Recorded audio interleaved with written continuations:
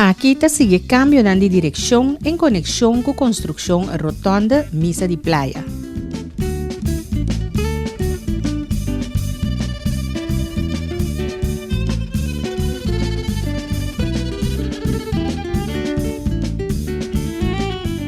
Si un automobilista está vindo for de calle Corona, dirección de Misa de Playa, sea por seguir para calle LD Gerards, o vai direção de calle Niquiboco Zuid.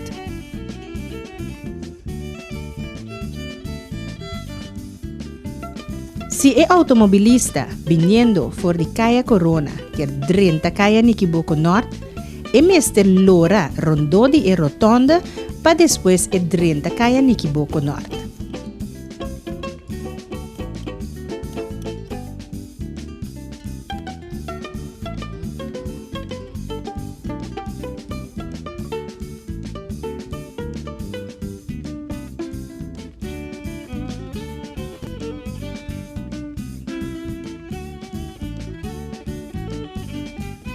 Viniendo for de calle Niquiboco Norte, é automobilista por lora solamente na mandrechi direção calle Corona.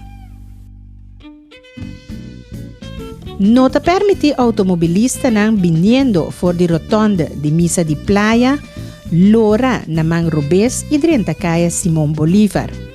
E caminda aqui a vira de direção, passali solamente passeia subir rotonda, allora na man Rubés subi calle LD Gerards o drenta calle Caracas. Viniendo for de rotonda de Misa de Playa, direção calle Niquiboco Zuid, não te permite para lora na man Rubés, drenta calle Sabana, ni lora na man direita drenta calle Caracas. Ambos calle a vira de direção.